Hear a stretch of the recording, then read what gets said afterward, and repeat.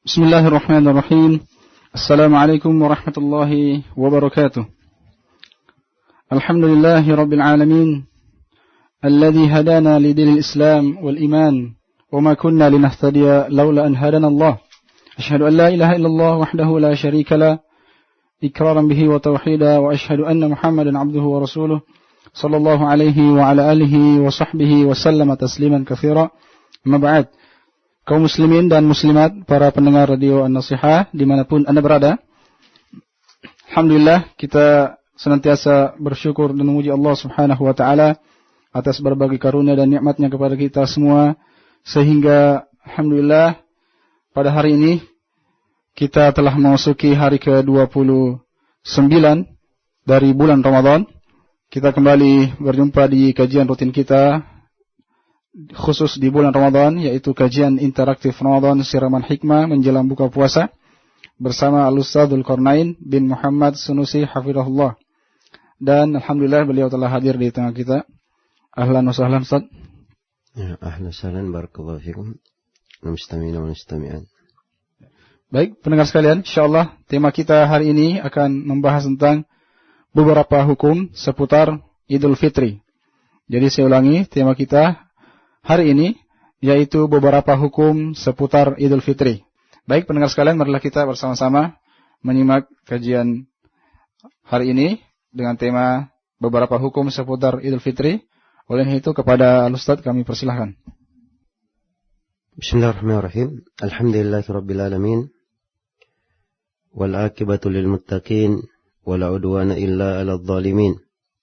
Asyhadu an la ilaha illallah وحده لا شريك له ولي الصالحين وأشهد أن محمدا عبده ورسوله سيد الأنبياء والمرسلين صلى الله عليه وعلى آله وصحبه ومن تبعهم بإحسان إلى يوم الدين أما بعد. Ma'asyiral muslimin wal muslimat, para pendengar sekalian, dari hal yang kita membiasakan diri kita dan mengajak kaum muslimin kepadanya adalah melaksanakan setiap amalan salih dibangun di atas tuntunan dan dibangun di atas pijakan agama. Dan ini adalah ciri dakwah para nabi dan para rasul, dan ciri dakwah para pengikut Rasulullah sallallahu alaihi wasallam dan para sahabatnya. Memulai dengan ilmu. Iya.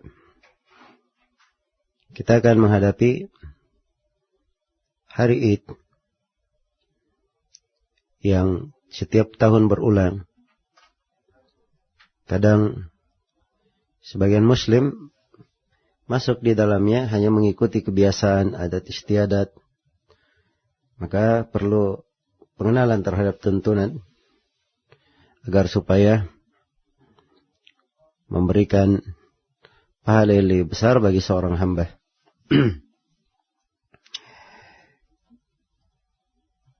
Antara hal yang perlu saya terangkan bahwa Idul Fitri dikatakan Id, ada kalimat Id dan ada kalimat Al-Fitr. Dikatakan Id karena dia sesuatu yang berulang. Sesuatu yang berulang setiap tahun. Makanya dikatakan Id. Dan Fitri disebabkan karena sebabnya, yaitu disebabkan telah berbuka. Selesai dari bulan Ramadan, masuk di bulan Syawal. Karena itu dikatakan Idul Fitri. Iya. Ini makna Idul Fitri secara bahasa. Dan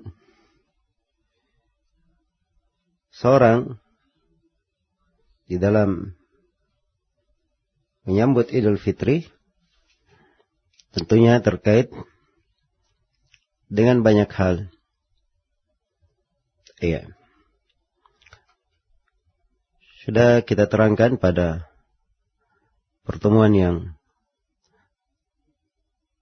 berlalu tentang kewajiban zakat fitri. Dan ini dikeluarkan waktu mulai wajibnya adalah setelah matahari terbenam di akhir Ramadan.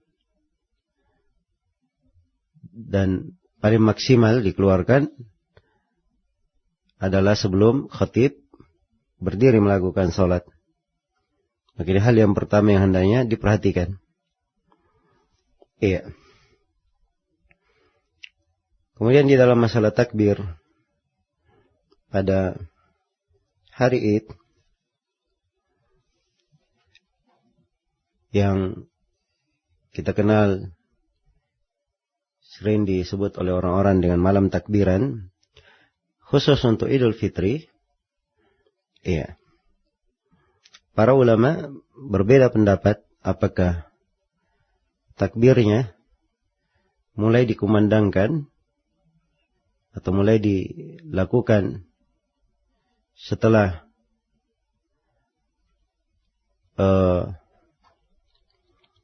terbenamnya matahari atau setelah tampak hilal hingga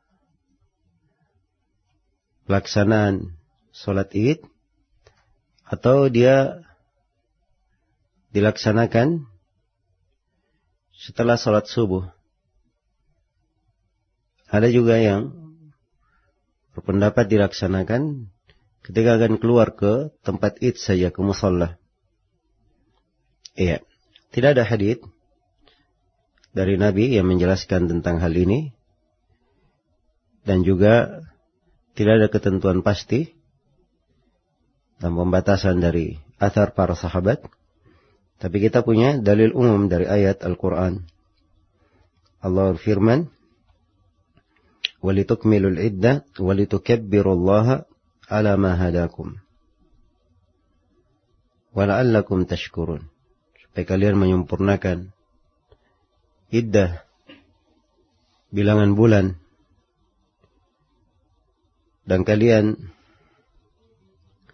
bertakbir membesarkan Allah terhadap hidayah yang diberikan kepada kalian, dan supaya kalian bersyukur kepada Allah Subhanahu wa taala. Iya. Maka di sini disebut takbir. Disebutkan takbir. Dan tidak diterangkan waktunya.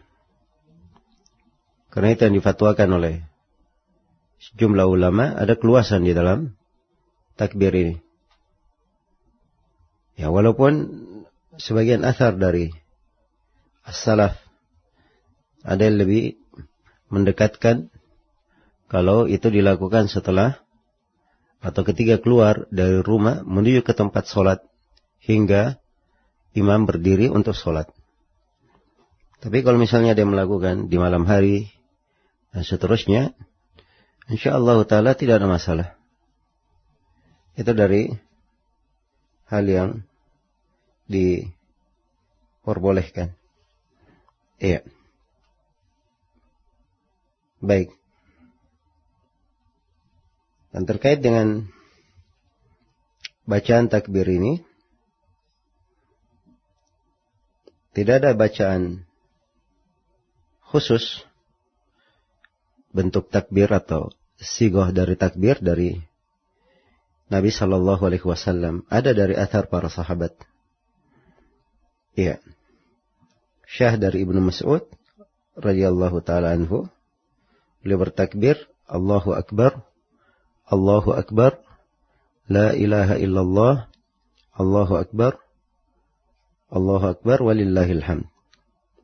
Ya, takbirnya cuma 2 kali. Iya. Allahu Akbar, Allahu Akbar, la ilaha illallah, Allahu Akbar, walillahil hamd.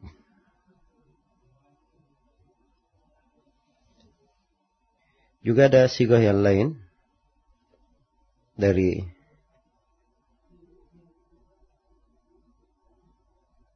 sebagian sahabat radhiyallahu taala anhum. Yang jelas di dalam hal ini ya bukan ketentuan mesti kita mengikuti apa yang datang dari sebagian sahabat. Ya, kalau diikuti, dibaca itu adalah hal yang bagus. Dan kalau dia ingin takbir, Allahu Akbar, Allahu Akbar, Allahu Akbar, la ilaha illallah, Allahu Akbar, walillahil hamd. Allahu Akbar kabira, Allahu Akbar kabira, Allahu Akbar wa ajal. Ya, atau dia selingi subhanallah walhamdulillah wa la ilaha illallah, Allahu Akbar. Tidak ada masalah insyaallah taala. Ada keluasan di dalam hal ini.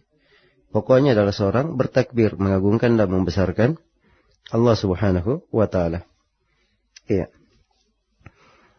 Dan perlu diketahui bahwa takbir dibaca sendiri-sendiri. Tiap orang bertakbir sendirian. Iya. Karena takbir secara berjamaah. Takbir secara berjamaah itu adalah hal yang tidak ada tuntunannya dari Nabi dan dari para sahabat. Dan sejumlah ulama di masa ini telah memvonis perbuatan tersebut sebagai perkara bid'ah. Iya. Karena itu maksud dari takbir adalah mengagungkan dan membesarkan Allah. Melekat pada lisan setiap hamba.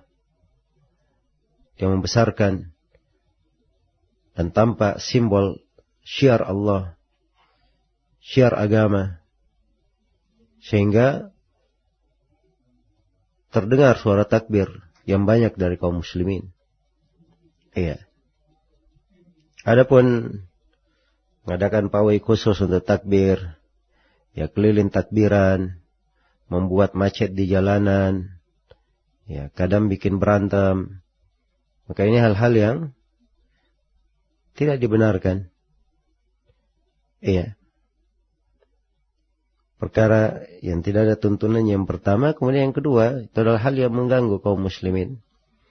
Tidak boleh seorang melakukan amalan apa saja, jangankan suatu hal yang tidak jelas, yang jelas tuntunannya pun,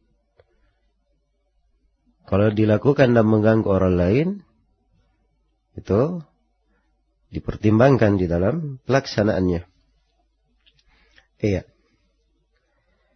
Dan para perempuan tidak ada masalah bertakbir sepanjang aman dari fitnah. Besarkan suaranya. Dalam hadits Ummu Atiyah, riwayat Bukhari dan Muslim, beliau sebutkan, fayukabbirna bitakbirihim, maka para perempuan bertakbir ya sama dengan takbirnya para lelaki. Nah, wa yad'una bidu'aihim yarjuna barakata dzalikal yaum wa tahratahu. Mereka berdoa dengan doa orang-orang, para perempuan juga berdoa. Mereka mengharapkan keberkahan hari itu dan kesuciannya. Kalimat keberkahan pada hari itu dan kesuciannya ini menunjukkan keagungan Id, keberkahan dan kesuciannya. Dan ini dari hal yang indah diperhatikan oleh seorang hamba. Iya. Baik. Kemudian untuk setelah selesai pembahasan berkaitan dengan takbiran, ya, untuk keluar ke tempat sholat, ya, boleh seorang itu berkendaraan dan boleh berjalan kaki. Walaupun di dalam sejumlah hadits Nabi disebutkan berjalan kaki. Iya. Jadi mungkin adalah lebih baik apabila tempat sholat dekat. Iya. Dan tempat sholat itu dilakukan oleh Rasulullah sallallahu alaihi wasallam di musalla, di lapangan, di tempat khusus untuk dilakukan sholat di situ, bukan di masjid-masjid. Ya, ada Masjid Nabawi, Masjid Nabi. Tapi bersamaan dengan itu di hari Id, beliau tidak sholat di masjid, beliau sholat di lapangan, di musalla, di lapangan, yang merupakan tempat sholat. Iya. Dan di dalam hadits Jabir riwayat Al-Bukhari, kana Nabi sallallahu alaihi wasallam idza kana yaum 'idin khalafa at-tariq. Adalah Nabi sallallahu alaihi wasallam apabila hari Id beliau menyelisihi jalan. Maksudnya kalau beliau ke lapangan, beliau menempuh satu jalan dan pulangnya mengambil jalan yang lain, berbeda jalan. Iya. Ini afdalnya. Dan di antara hikmahnya adalah untuk memenuhi bumi itu dengan syiar-syiar agama, ya, dengan manusia, supaya tampak simbol-simbol hari raya pada hari itu. Nah, kemudian untuk para perempuan disyariatkan untuk keluar pada sholat Id. Iya. Syariatkan untuk keluar untuk sholat Id. Karena dalam hadits Ummu Atiyah riwayat Bukhari dan Muslim, kata beliau, amarana an nukhrijal awatiq wal huyyad fil idain yashhadna al khair wa da'watal muslimin. Kami diperintah untuk mengeluarkan, ya, perempuan-perempuan yang dipingit dan perempuan-perempuan yang haid. Kami perintah untuk mengeluarkan mereka di hari Id, menyaksikan kebaikan dan dakwah kaum muslimin. Jadi perempuan haid pun hadir. Tapi wa ta'tazilul huyyat al-musalla, tapi perempuan haid tidak berada di tempat salat. Iya. Jadi mereka menjauh dari tempat salat. Nah, maka qultu ya Rasulullah, ihdana la yakunu laha jilbab. Kata Ummu Atiyah, aku berkata, ya Rasulullah, salah seorang dari kami tidak punya jilbab untuk keluar. Dan ini menunjukkan kewajiban jilbab dan menunjukkan keadaan para perempuan di masa itu. Kadang kekurangan, tidak memiliki apa-apa, tapi bersamaan dengan itu untuk keluar, mereka tidak keluar kecuali dengan memakai jilbab. Karena Nabi berkata, litul bisha ukhtaha min jilbabiha. Hendaknya saudaranya meminjamkan jilbab untuknya, memberikan jilbab untuknya. Iya. Kemudian, jadi itu berkaitan dengan keluar. Jadi sebelum keluar ke menghadiri Idul Fitri, disunnahkan seseorang itu sebelumnya dia makan dahulu. Ini sunnah untuk Idul Fitri, berbeda dengan Idul Adha. Kalau Idul Adha sunnahnya tidak makan, tapi keluar setelah itu segera kembali. Iya. Dan menyembelih sembelihannya kalau ada, kemudian memakan dari sembelihan tersebut. Karena itu juga dari sunnahnya pada Idul Fitri adalah diakhirkan. Kalau Idul Fitri berbeda dengan Idul Adha, disunnahkan untuk disegerakan. Jadi kalau Idul Fitri agak diundurkan sedikit, itu adalah hal yang baik, punya kemaslahatan. Iya. Selain dari boleh seorang makan sebelum dia berangkat, ya, juga adalah untuk memberi kesempatan yang lebih luas kepada orang-orang yang mengeluarkan zakat fitrinya, membagikannya. Iya. Berbeda dengan Idul Adha, karena maksudnya adalah segera menyembelih, maka disegerakan untuk melakukan sholat. Nah, dan ketika seorang mau keluar makan, ya dia makan hal yang ringan saja, sebab maksud dari memakan adalah menampakkan bahwa hari itu bukan hari berpuasa, adalah hari berbuka, hari bergembira. Karena itu dilarang berpuasa di Idul Fitri, demikian pula di Idul Adha, dan 3 hari tasyrik. Dan Nabi memakan hal yang ringan. Beliau makan kurma-kurma. Dalam hadits Anas riwayat Al-Bukhari, kana Rasulullah sallallahu alaihi wasallam la yaghdu yaumal fitr hatta ya'kula tamarat. Adalah Rasulullah sallallahu alaihi wasallam, beliau tidak berangkat untuk salat Idul Fitri sampai beliau makan beberapa kurma. Dan disunnahkan sebelum berangkat ke tempat salat untuk mandi. Iya. Ini untuk mandi ada beberapa hadits lemah secara marfu dan ada beberapa athar sahabat yang sahih. Dan kalau digabungkan antara hadits marfu dan hadits athar ini, insyaallah taala bisa saling menguatkan. Iya, dan bisa dipetik darinya anjuran untuk mandi guna menghadiri idain.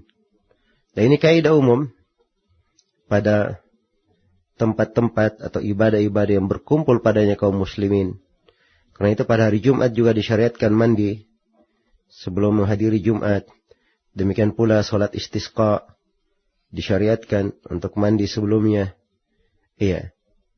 Agar supaya seorang menghadiri tempat-tempat berkumpulnya kaum muslimin dengan kondisi yang baik, sejuk terhadap yang lainnya.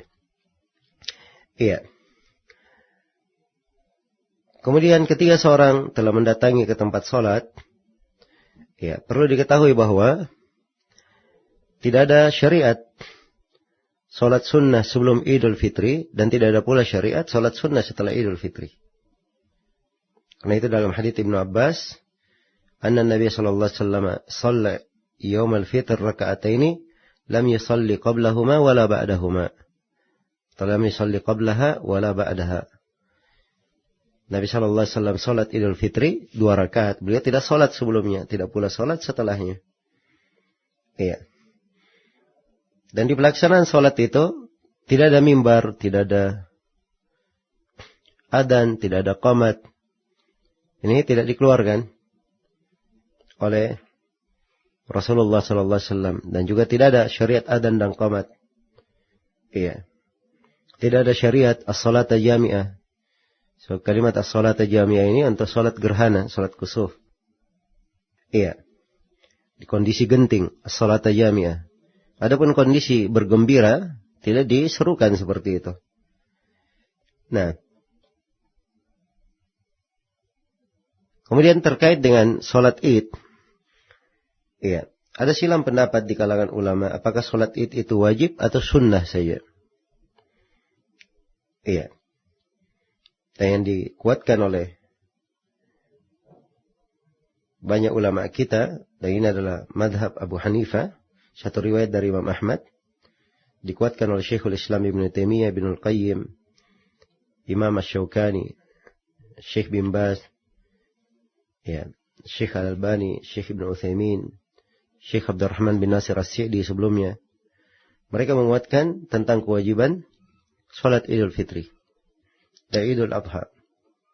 Sebab Nabi SAW tidak pernah meninggalkannya. Dan beliau memerintah, para perempuan haid pun diperintah untuk hadir menyaksikannya. Dan ini menunjukkan makna kewajiban, tidak menunjukkan makna sunnah. Iya. Karena itu dari hal yang keliru, seorang muslim bergampangan dengan hal ini, muslimah. Orang sudah berangkat ke masjid, saya tunggu di rumah aja. Iya. Nah, ini dari hal yang keliru. Sebab sholat ini adalah hal yang sifatnya wajib. Tampakkan kegembiraan. Banyak dari hikmah syariah di belakangnya. Selain memperoleh keberkahan di hari itu dan kesucian di hari itu. Ya, banyak dari manfaat kebersamaan bersama kaum muslimin. Membangun jiwa dengan cinta melihat syiar-syiar agama. Ya. Terkait dengan anak-anak kita, cinta melihat simbol-simbol agama, terbiasa. Senang berkumpul bersama kaum muslimin, dan seterusnya. Apalagi kalau diberi etika-etika untuk menghadiri tempat-tempat ibadah. Iya. Baik. Jadi yang benarnya bahwa sholat Id ini, hukumnya adalah wajib. Waktu pelaksanaan sholat Id, iya. Itu setelah matahari terbit dan sudah setinggi 1 tombak. Itu awal waktu pelaksanaan dan berakhir sebelum matahari tergelincir. Ya, sebelum matahari tergelincir. Dan telah saya terangkan kalau di Idul Fitri afdalnya diakhirkan sedikit, kalau di Idul Adha disegerakan di awal waktu. Adapun cara melaksanakan salat Id ini, salat Id 2 rakaat. Iya. Salat Id 2 rakaat. Sebagaimana yang dilakukan oleh Nabi sallallahu alaihi wasallam dan para sahabatnya. Ibnu Abbas menyebutkan dalam hadits riwayat Bukhari dan Muslim, beliau salat di belakang Nabi, Abu Bakar, Umar dan Uthman. Semuanya salat 2 rakaat. Iya. Ini salat Idul Fitri. Lakukan 2 rakaat. Bacaannya sama dengan bacaan salat secara umum. Hanya saja di rakaat awal ditambah 7 kali takbir selain dari takbiratul ihram. Dan di rakaat yang kedua ditambah 5 kali takbir selain dari takbir perpindahan. Iya. Dan ini tambahan takbir syah di dalam hadits riwayat. Adapun sebagian orang yang tidak mengamalkan sunnah ini, ya ini adalah orang yang meluputkan suatu sunnah. Padahal dia dalam hadits yang sahih. Sahih dari seluruh jalan-jalannya. Maka ditambah dengan takbir 7 kali. Iya. Dan di rakaat pertama dan takbir 5 kali di rakaat yang kedua. Dan ini tidak termasuk takbiratul ihram dan tidak termasuk takbir perpindahan. Nah. Kemudian tidak ada hadits yang sahih dari Nabi maupun athar dari sahabat yang menunjukkan bahwa Nabi mengangkat kedua tangan bersama takbir. Iya. Jadi, afdalnya tidak diangkat tangan itu bersama dengan takbir. Tapi kalau dia di tengah masyarakat semuanya mengangkat tangannya, ya dan dia ikuti karena tidak ingin membuat keributan, maka itu adalah hal yang bagus, tidak ada masalah. Iya. Karena memang sejumlah ulama memandang untuk mengangkat tangan, walaupun kita sendiri memandang yang afdalnya untuk tidak mengangkat tangan. Yang disunnahkannya tidak mengangkat tangan. Nah, kemudian berkaitan dengan masalah bacaan antara takbir-takbir ini. Apakah ada bacaan khusus antara 7 takbir atau antara 5 takbir? Iya. Nah, dari Nabi sallallahu alaihi wasallam tidak ada hadits sahih yang menunjukkan tentang hal itu. Bacaan khusus. Ada dari sebagian sahabat disebutkan yang membaca hamdalah dan memuji Allah. Tapi ini dari hal yang perlu dalil sahih menunjukkan tentang hal itu. Karena itu yang benarnya bahwa tidak ada bacaan khusus antara 2 takbir. Iya.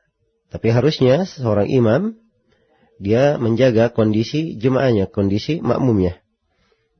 Agar supaya ia bertakbir dengan kadar yang bisa diikuti oleh makmum. Iya. Misalnya dia bertakbir Allahu Akbar. Ya, diam sejenak untuk imamnya, makmumnya ikut. Ya, kemudian dia takbir lagi Allahu Akbar. Tapi tidak ada bacaan antara 2 takbir. Adapun kalau dia langsung Allah Akbar, Allah Akbar, Allah Akbar, Allah Akbar, ini mungkin akan mengakibatkan makmumnya di belakang ketinggalan. Baik. Dan perlu diketahui bahwa pada salat Id disunnahkan pada rakaat pertama membaca Sabbihisma Rabbikal A'la, dan di rakaat yang kedua membaca Hal Ataka Hadithul Ghasyiyah. Ya, dan kalau yang hadir orang-orang yang mungkin mereka lebih tahan untuk sholat, maka boleh membaca surah Qaf di rakaat yang pertama dan surah Al-Qamar di rakaat yang kedua. Iya. Nah, dan ini semuanya syah di dalam hadits-hadits Rasulullah sallallahu alaihi wasallam. dalam hadits riwayat Muslim. Baik. Kemudian berkaitan dengan khutbah, sunnahnya, ya, yang dilakukan atau di hadits Ibnu Abbas, beliau berkata, syahidtul id ma Rasulullah sallallahu alaihi wasallam wa Abu Bakar wa Umar wa Uthman, fa kulluhum kanu yusalluna qabla al-khutbah. Saya menyaksikan id bersama Rasulullah sallallahu alaihi wasallam, Abu Bakar, Umar dan Uthman. Semuanya mereka salat sebelum khutbah. Jadi harus salat dahulu kemudian khutbah. Iya. Nah, khutbah id, menghadirinya, ya, mendengarkannya adalah hal yang disunnahkan, dianjurkan. Dan sebagian ulama menekankan, akan tetapi tidak wajib, tapi ditekankan untuk menghadirkan. Sebab maksudnya adalah sebagaimana yang telah berlalu dalam hadits Ummu Atiyah, yashhadnal khair wa da'watal muslimin. Mereka menyaksikan kebaikan dan dakwah kaum muslimin. Iya. Karena itu jangan bergampangan dengan khutbah ini. Hanya seorang bersabar duduk mendengarkan apa yang dibacakan oleh khatib. Dan kadang seorang kalau dia keluar, itu menjadi sebab bagi yang lainnya untuk meninggalkan khutbah. Iya. Karena itu sebaiknya dia duduk dan menghadirinya. Nah, dan di khutbah, khatib memulai dengan khutbah secara umum. Tapi di khutbah Id satu kali khutbah saja. Tidak sama dengan khutbah Jumat. Karena itu asal pada khutbah dan tidak syah hadits yang menjelaskan 2 kali khutbah pada Idul Fitri dan Idul Adha. Iya. Dan tidak ada bacaan-bacaan khusus. Ya, misalnya memperbanyak takbir di dalam pembacaan khutbah dan seterusnya. Itu memang ada sebagian hadits, tapi haditsnya lemah. Hanya saja kalau kita berada di sebuah masyarakat, mereka memandang hal tersebut, iya, maka tidak ada apa-apa, tidak ada masalah seorang untuk membacanya. Iya. Dan itu dilakukan oleh para ulama kita di khutbah-khutbah mereka. Mereka memulai dengan takbir 9 kali. Walaupun sebenarnya dari sisi tuntunan tidak ada hal yang kuat tentang hal tersebut. Tapi karena suatu hal yang sudah berada di tengah kaum muslimin secara umum, dan apabila diselisih kadang membuat hal-hal yang tidak diinginkan, ya maka itu dilakukan dan berjalan di tengah para ulama. Iya. Tapi kalau misalnya khutbah dilakukan di kalangan para penuntut ilmu, orang-orang yang mengerti, maka ya khutbahnya biasa saja. Baik. Kemudian disyariatkan untuk menghadiri Id ini, seorang memakai pakaian yang terindah, yang terbaik yang dia miliki. Ya. Sebab Nabi SAW disebutkan memakai burda hamra, burda yang kemerahan. Iya. Dan Umar bin Khattab di hari Id, beliau berkata kepada Nabi, "Ibta hadihi tatajammal biha fil idaini wal wafat." Ya Rasulullah, belilah ini, ya jubah dari istabrak, dari sutra. Iya. Tapi jubah dari sutra ini tidak boleh dipakai. Karena itu setelah itu Nabi berkata, ini pakaian orang yang tidak ada bagiannya di akhirat. Tapi ucapan Umar tidak disalahkan. Umar berkata, ya Rasulullah, belilah ini, kamu berhias dengannya untuk hari Id dan menyambut tamu. Yang menunjukkan bahwa memakai pakaian-pakaian bagus, iya, itu tidak bertentangan dengan makna kezuhudan, tidak bertentangan dengan makna ubudiyah. Diperbolehkan, bahkan mempunyai hikmah yang bagus. Ya, dia memakai pakaian yang baik, pakaian yang bagus di hari Id, itu diagungkan simbol Allah, syiar Allah. Dan dia sambut tamu dengan memakai pakaian yang bagus, itu artinya memuliakan tamu. Dan itu adalah hal yang baik. Kemudian setelah Id, boleh seorang memberikan tahniah, ya, memberikan ucapan selamat, ya, yang berjalan di tengah para as-salaf. Apabila mereka berjumpa pada hari Id, sebagian dari mereka mengucapkan kepada sebagian yang lain, taqabbalallahu minna wa minka. Ya, taqabbalallahu minna wa minka. Semoga Allah menerima dari kami dan dari engkau. Bisa juga taqabbalallahu minna wa minkum. Nah, ini yang paling bagus untuk diucapkan. Ya, dan boleh dia doakan dengan ucapan yang lain, tidak ada masalah. Tapi kalau kita ikut pada apa yang dibaca atau berjalan di tengah as-salaf, itu saya kira lebih indah. Nah, dan tidak ada masalah seperti apa yang berada di tengah kaum muslimin, membaca misalnya minal aidina wal faizin dan seterusnya. Ya, itu dari doa-doa tidak dipermasalahkan. Baik, jadi itu beberapa hal yang berkaitan dengan Idul Fitri, dan saya ingatkan di akhir dari pembahasan ini beberapa kemungkaran yang kadang kita lihat di hari Id. Yang pertama, kadang kita lihat sebagian orang yang memakai pakaian-pakaian tasyabbuh dengan orang-orang kafir.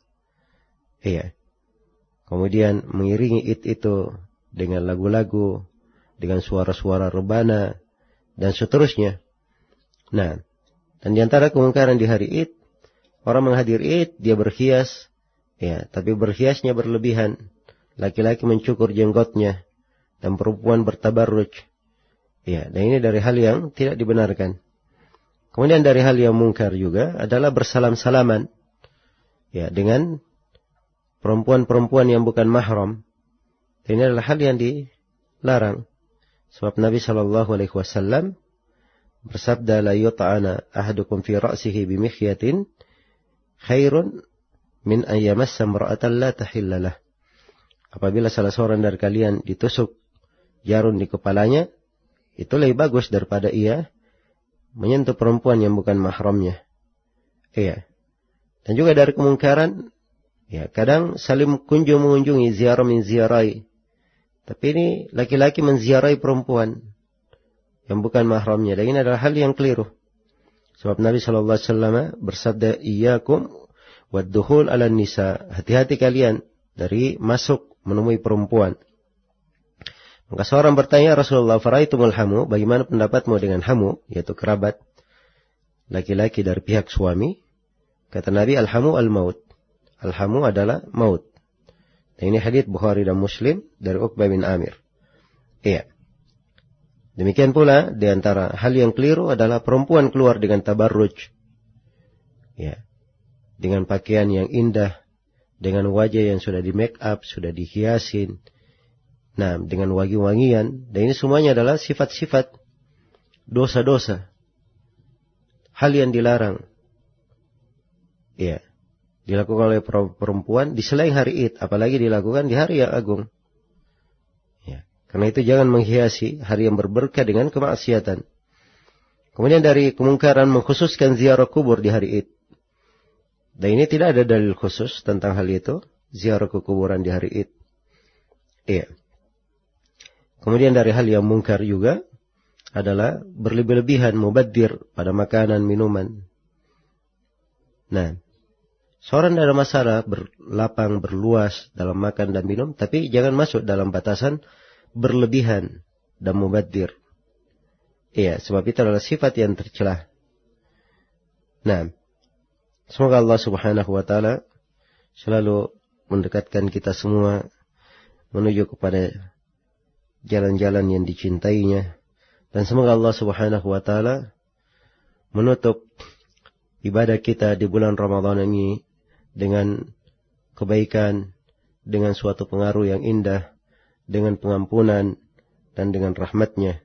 Dan semoga Allah Subhanahu wa Ta'ala membebaskan leher-leher kita semua dari api neraka dan mencatat kita semua sebagai hamba-hambanya yang telah diampuni. Dan kita bertobat dan beristighfar kepada Allah terhadap segala kekurangan dan kesalahan. Dan semoga Allah Subhanahu wa Ta'ala menerima amalan-amalan salih yang kita lakukan selama Ramadan dan membuahkan keimanan, ketakwaan dan amalan salih yang lainnya. Innahu waliyyu dzalika wal qadiru alaihi wallahu ta'ala alam.